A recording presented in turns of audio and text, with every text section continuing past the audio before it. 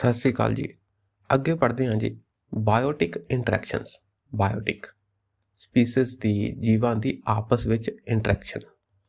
देखो जी, कई बार ना दो स्पीसीज आपस में इंटरैक्ट करते हैं। कई बार की ये जी जीवां की आपस में इंटरैक्शन आ उही इस संसार के उत्ते लाइफ का आधार आ। असी पहला भी गल की जिदा इंसान आ, इंसान नूं कई चीज़ां चाहिदियां आ। ਉਹਨੂੰ एबायोटिक कंपोनेंट तो ऑक्सीजन चाहिए है, उन्होंने अपने सब्जियां चाहिए, फल चाहिए खाण लई, वो जानवरों ते डिपेंडेंट है जी। ये इंटरैक्शन होंदियां जी। तो ये इंटरैक्शनां नूं ना असीं कुछ हैडिंग विच डिस्कस करांगे। देखो, बायोटिक इंटरैक्शनस जीवां दी आपस विच इंटरैक्शन होनी। थोड़ा पढ़ते हैं। इस धरती विच रहण वाले जीव एक दूजे नाल इंटरैक्शन करते हैं।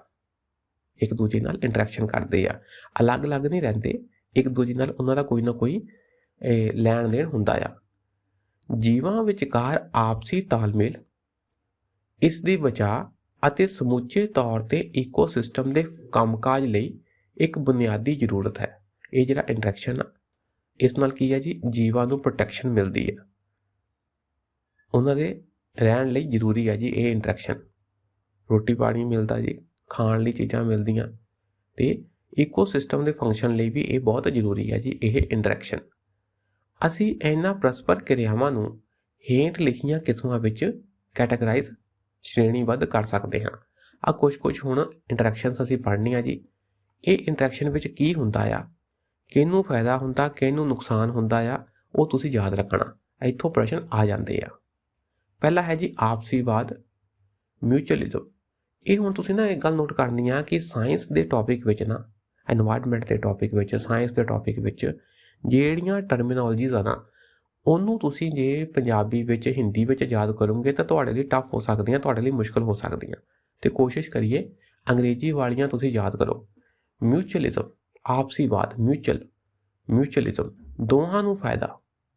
ਅਜਿਹੀਆਂ ਇੰਟਰੈਕਸ਼ਨ ਜਿਹਦੇ ਵਿੱਚ ਦੋਹਾਂ ਪਾਰਟਿਸਪੈਂਟਸ ਨੂੰ ਫਾਇਦਾ ਹੁੰਦਾ ਆ। ਦੋ ਜੀਵ ਆਪਸ 'ਚ ਇੰਟਰੈਕਟ ਕੀਤੇ ਤੇ ਦੋਹਾਂ ਨੂੰ ਫਾਇਦਾ ਹੋਇਆ, ਉਹਨੂੰ ਕਹਿੰਦੇ ਆ ਜੀ ਮਿਊਚੁਅਲਿਜ਼ਮ। ਉਹਨੂੰ ਕਹਿੰਦੇ ਆ ਮਿਊਚੁਅਲਿਜ਼ਮ। ਇੱਥੇ ਆਪਸੀ ਕੀ ਹੁੰਦਾ, ਲਾਭ ਹੁੰਦਾ ਹੈ। ਮਤਲਬ ਪਰਸਪਰ ਕਿਰਿਆਵਾਂ ਨਾਲ, ਇੰਟਰੈਕਸ਼ਨ ਨਾਲ ਦੋਵਾਂ ਜੀਵਾਂ ਨੂੰ ਲਾਭ ਹੁੰਦਾ ਹੈ।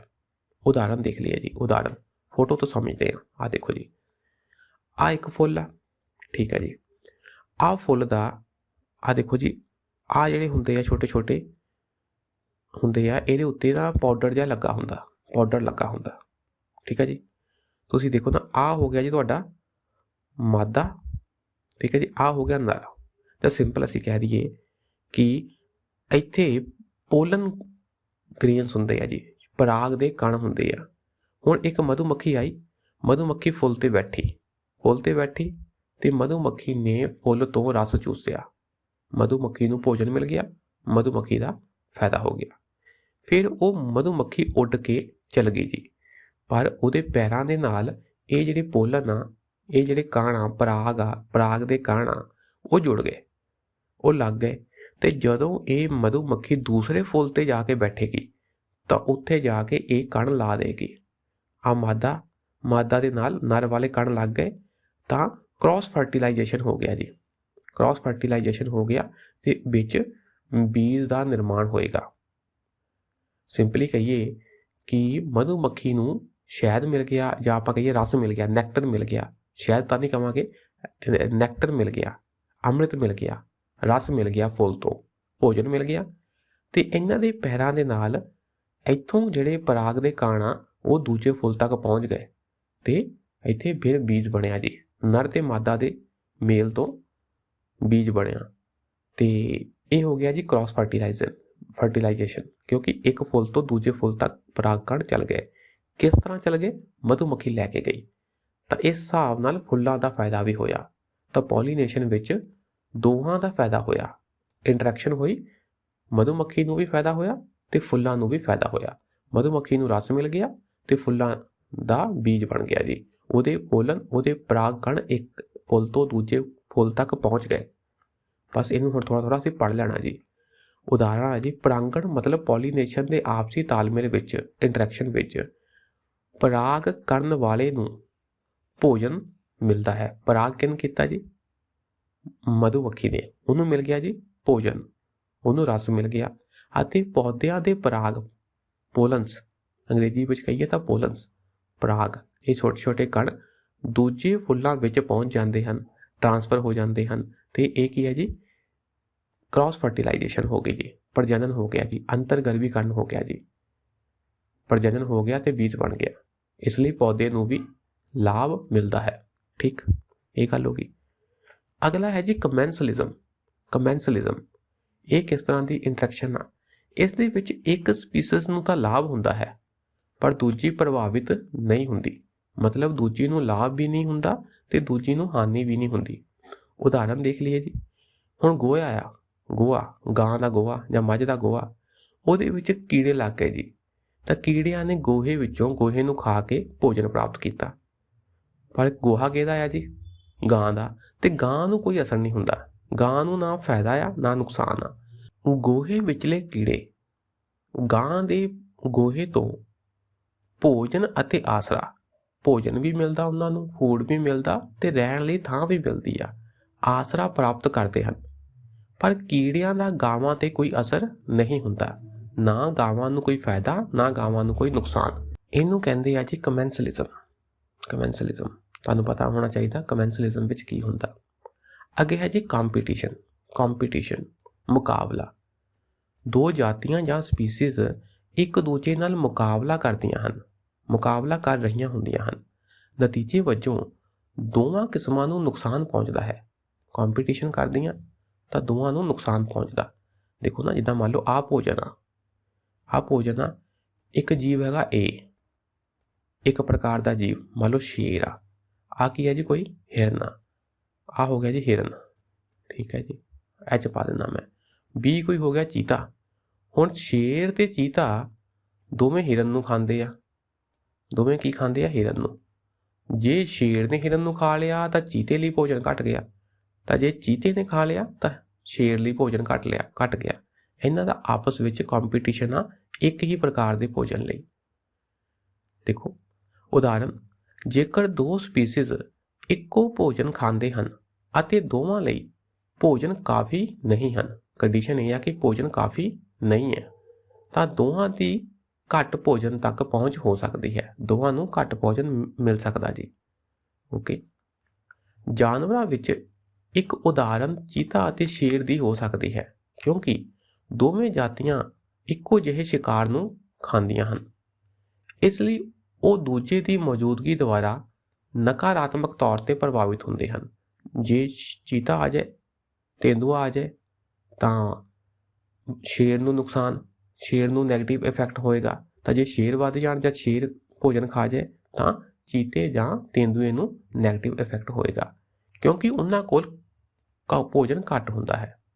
ਠੀਕ ਹੈ ਜੀ, ਉਹਨਾਂ ਕੋਲ ਭੋਜਨ ਘੱਟ ਹੁੰਦਾ ਹੈ। ਤੁਸੀਂ ਦੇਖੋ ਇਸ ਲਈ ਜਿਹੜਾ ਬੱਬਰ ਸ਼ੇਰ ਆ, ਬੱਬਰ ਸ਼ੇਰ ਦੇ ਸਾਹਮਣੇ ਤੇਂਦੂਆ ਆ ਜਾਏ ਨਾ, ਤਾਂ ਬੱਬਰ ਸ਼ੇਰ ਤੇਂਦੂਏ ਨੂੰ ਮਾਰ ਦਿੰਦਾ, ਭਾਵੇਂ ਖਾਂਦਾ ਨਹੀਂ, ਮਾਰ ਦਿੰਦਾ, ਕਿਉਂਕਿ ਉਹਨੂੰ ਪਤਾ ਕਿ ਇਹ ਮੇਰਾ ਕੰਪੀਟੀਟਰ ਆ। ਓਕੇ ਜੀ, ਕੰਪੀਟੀਸ਼ਨ ਵਿੱਚ ਦੋਹਾਂ ਦਾ ਨੁਕਸਾਨ ਹੁੰਦਾ ਹੈ ਜੀ। ਅੱਗੇ ਦੇਖੋ ਜੀ, ਅੱਗੇ ਹੈ ਜੀ ਸ਼ਿਕਾਰ ਕਰਨਾ, ਪ੍ਰੀਡੇਸ਼ਨ ਜਾਂ ਪਰਜੀਵੀਵਾਦ, ਪੈਰਾਸਿਟਿਜ਼ਮ। ਪੈਰਾਸਿਟਿਜ਼ਮ ਇਹਦੇ ਵਿੱਚ ਕੀ ਆ ਕਿ ਇੱਕ ਜਾਤੀ ਨੂੰ ਫਾਇਦਾ ਹੁੰਦਾ ਹੈ ਅਤੇ ਦੂਜੀ ਨੂੰ ਨੁਕਸਾਨ ਹੁੰਦਾ ਹੈ। ਦੇਖੋ ਇੱਕ ਨੇ, ਇੱਕ ਆ ਜੀ, ਮੈਂ ਚਲੋ ਇੱਦਾਂ ਪਾ ਲੈਂਦਾ, ਆ A ਆ ਜੀ, A, ਜੇ ਤਾਂ A ਨੇ B ਨੂੰ ਮਾਰ ਕੇ ਖਾ ਲਿਆ ਜੀ, B ਮਰ ਗਿਆ, ਉਹਨੂੰ ਕਹਿੰਦੇ ਜੀ ਸ਼ਿਕਾਰ ਕਰ ਲਿਆ, ਪ੍ਰੀਡੇਸ਼ਨ। ਪਰ ਜੇ A ਨੇ B ਨੂੰ ਮਾਰਿਆ ਨਹੀਂ, ਪਰ ਵੈਸੇ ਉਹਦਾ ਖੂਨ ਵਗੈਰਾ ਚੂਸ ਲਿਆ, ਜਿਹਦਾ ਮੱਛਰ ਖੂਨ ਚੂਸ ਲੈਂਦਾ ਆ, ਤਾਂ ਉਹਨੂੰ ਕਹਿੰਦੇ ਜੀ ਪੈਰਾਸਿਟਿਜ਼ਮ, ਪਰਜੀਵੀਵਾਦ। ਉਦਾਹਰਨ ਦੇਖ ਲਈਏ ਜੀ ਸ਼ਿਕਾਰ ਦੀ, ਪ੍ਰੀਡੇਸ਼ਨ ਦੀ ਉਦਾਹਰਨ ਦੇਖ ਲਈਏ।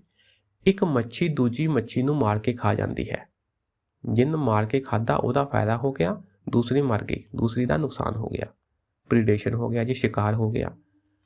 ਪੈਰਾਸਿਟਿਜ਼ਮ ਵਿੱਚ ਕੀ ਹੁੰਦਾ, ਕਿਸੇ ਹੋਰ ਜੀਵ ਤੋਂ ਜਿੱਦਾਂ ਖੂਨ ਚੂਸਣ ਦੁਆਰਾ ਖੂਨ ਚੂਸ ਲਿਆ, ਦੂਸਰੇ ਦਾ ਨੁਕਸਾਨ ਹੋ ਗਿਆ, ਖੂਨ ਚੂਸਣ ਵਾਲੇ ਦਾ ਫਾਇਦਾ ਹੋ ਗਿਆ, ਉਹਨੂੰ ਭੋਜਨ ਮਿਲ ਗਿਆ। ਖੂਨ ਚੂਸਣ ਦੁਆਰਾ ਕੋਈ ਟਿਕ ਜਾਂ ਮੱਛਰ। ਟਿਕ ਹੁੰਦਾ ਜੀ ਛੋਟਾ ਕੋਈ ਇੱਦਾਂ ਦਾ ਕੀੜਾ ਹੀ ਹੋ ਗਿਆ ਜਿਹੜਾ ਕਿ ਡੰਗ ਮਾਰ ਕੇ ਖੂਨ ਚੂਸ ਲੈਂਦਾ। ਇਹ ਕੀ ਹੈ ਜੀ, ਲਾਭ ਪ੍ਰਾਪਤ ਕਰਦੇ ਆ। ਪਰ ਜਿਸ ਤੋਂ ਖੂਨ ਚੂਸਿਆ ਜਾਂਦਾ ਉਸ ਦੇ ਸਰੀਰ ਨੂੰ ਖੂਨ ਦੀ ਕਮੀ ਨਾਲ ਨੁਕਸਾਨ ਹੁੰਦਾ ਹੈ। ਇਹਨੂੰ ਕਹਿੰਦੇ ਪੈਰਾਸਿਟਿਜ਼ਮ। ਇਹ ਤੁਸੀਂ ਯਾਦ ਕਰ ਲੈਣੇ ਆ, ਇਹ ਪੜ੍ਹ ਕੇ ਅੱਖਾਂ ਬੰਦ ਕਰਕੇ ਯਾਦ ਕਰ ਲੈਣੇ ਆ। ਮਿਊਚੁਅਲਿਜ਼ਮ ਕੀ ਆ, ਅਮੈਂਸਲਿਜ਼ਮ ਕੀ ਆ, ਪੈਰਾਸਿਟਿਜ਼ਮ ਕੀ ਆ, ਠੀਕ, ਪ੍ਰੀਡੇਸ਼ਨ ਕੀ ਆ, ਕਮੈਂਸਲਿਜ਼ਮ ਕੀ ਆ, ਇਹ ਸਾਰੇ ਯਾਦ ਕਰਨੇ ਆ ਤੁਸੀਂ। ਓਕੇ, ਅੱਗੇ ਹੈ ਜੀ ਅਮੈਂਸਲਿਜ਼ਮ। ਇੱਥੇ ਇੱਕ ਸਪੀਸੀਜ਼ ਨੂੰ ਨੁਕਸਾਨ ਹੁੰਦਾ ਹੈ ਪਰ ਦੂਜੀ ਪ੍ਰਭਾਵਿਤ ਨਹੀਂ ਹੁੰਦੀ, ਦੂਜੀ ਨੂੰ ਕੋਈ ਇਫੈਕਟ ਨਹੀਂ ਹੁੰਦਾ। ਓਕੇ, ਉਦਾਹਰਨ ਦੇਖ ਲਓ ਜੀ। ਮੰਨ ਲਓ ਇੱਕ ਵੱਡਾ ਜਿਹਾ ਦਰਖਤ ਆ, ਵੱਡਾ ਦਰਖਤ ਆ ਜੀ। ਹੁਣ ਇਸ ਦਰਖਤ ਦੇ ਥੱਲੇ ਇੱਕ ਛੋਟਾ ਜਿਹਾ ਹੋਰ ਪੇੜ ਆ ਜੀ। ਹੁਣ ਵੱਡੇ ਦਰਖਤ ਕਰਕੇ ਛੋਟੇ ਪੇੜ ਨੂੰ ਛਾਂ ਹੋ ਗਈ, ਛੌਰਾ ਪੈ ਗਿਆ, ਤਾਂ ਇਹਦੀ ਗਰੋਥ ਨਹੀਂ ਹੋਣੀ। ਛੋਟੇ ਪੇੜ ਦੀ ਗਰੋਥ ਨਹੀਂ ਹੋਈ ਵੱਡੇ ਕਰਕੇ, ਕਿਉਂਕਿ ਉਹਨੂੰ ਛਾਂ ਪੈ ਗਈ, ਛੌਰਾ ਪੈ ਗਿਆ, ਤਾਂ ਇਹ ਛੋਟਾ ਰਹਿ ਗਿਆ, ਇਹਦਾ ਨੁਕਸਾਨ ਹੋ ਗਿਆ। ਪਰ ਵੱਡੇ ਦਰਖਤ ਦਾ, ਵੱਡੇ ਪੇੜ ਦਾ ਕੋਈ ਨੁਕਸਾਨ ਨਹੀਂ ਹੋਇਆ, ਨਾ ਕੋਈ ਫਾਇਦਾ ਹੋਇਆ, ਇਹ ਇਫੈਕਟ ਨਹੀਂ ਹੋਇਆ। ਇੱਕ ਵੱਡਾ ਰੁੱਖ ਇੱਕ ਛੋਟੇ ਪੌਦੇ ਨੂੰ ਛਾਂ ਦਿੰਦਾ ਹੈ, ਨਤੀਜੇ ਵਜੋਂ ਛੋਟੇ ਪੌਦੇ ਦਾ ਵਿਕਾਸ ਰੁਕ ਜਾਂਦਾ ਹੈ। ਦੂਜੇ ਪਾਸੇ ਛੋਟੇ ਪੌਦੇ ਦਾ ਵੱਡੇ ਦਰਖਤ 'ਤੇ ਕੋਈ ਅਸਰ ਨਹੀਂ ਹੁੰਦਾ। ਵੱਡਾ ਦਰਖਤ ਨਾ ਲਾਭ ਪ੍ਰਾਪਤ ਕਰਦਾ ਹੈ, ਨਾ ਹਾਨੀ ਪ੍ਰਾਪਤ ਕਰਦਾ ਹੈ। ਇਹ ਕੀ ਹੋ ਗਿਆ ਜੀ, ਅਮੈਂਸਲਿਜ਼ਮ। ਠੀਕ ਹੈ ਜੀ। ਇੱਕ ਹੈ ਜੀ ਨਿਰਪੱਖਤਾ, ਨਿਊਟਰਲਿਜ਼ਮ। ਕਿਸੇ ਵੀ ਜਾਤੀ ਨੂੰ ਕੋਈ ਸ਼ੁੱਧ ਲਾਭ ਜਾਂ ਨੁਕਸਾਨ ਨਹੀਂ ਹੁੰਦਾ, ਨਾ ਦੋਵਾਂ ਵਿੱਚੋਂ ਕਿਸੇ ਨੂੰ ਫਾਇਦਾ ਹੋਇਆ ਜਾਂ ਨੁਕਸਾਨ ਹੋਇਆ। ਪਰ ਇਸ ਤਰ੍ਹਾਂ ਦੀ ਇੰਟਰੈਕਸ਼ਨ ਨੂੰ ਅਸੀਂ ਇਹ ਵੀ ਕਹਿ ਸਕਦੇ ਹਾਂ, ਇਹ ਵੀ ਦਲੀਲ ਦਿੱਤੀ ਜਾ ਸਕਦੀ ਆ ਕਿ ਇੱਥੇ ਇੰਟਰੈਕਸ਼ਨ ਹੋਈ ਹੀ ਨਹੀਂ। ਓਕੇ, ਨਿਊਟਰਲਿਜ਼ਮ ਵਿੱਚ ਕੀ ਹੈ ਜੀ, ਨਿਊਟਰਲ ਰਹਿ ਗਏ, ਨਾ ਫਾਇਦਾ ਹੋਇਆ ਦੋਵਾਂ ਦਾ, ਨਾ ਹੀ ਨੁਕਸਾਨ ਹੋਇਆ। ਠੀਕ ਹੈ ਜੀ। ਹੁਣ ਇਹ ਤੁਸੀਂ ਯਾਦ ਕਰ ਲੈਣੇ ਆ, ਇਹਨਾਂ ਉੱਤੇ ਪ੍ਰਸ਼ਨ ਆ ਜਾਂਦੇ ਆ, ਆਬਜੈਕਟਿਵ ਪ੍ਰਸ਼ਨ ਆ ਜਾਂਦੇ ਆ। ਠੀਕ ਹੈ ਜੀ। ਤੇ ਅੱਜ ਲਈ ਇੰਨਾ ਹੀ ਰੱਖਦੇ ਹਾਂ। ਸ਼ੁਕਰੀਆ, ਸਤਿ ਸ਼੍ਰੀ ਅਕਾਲ।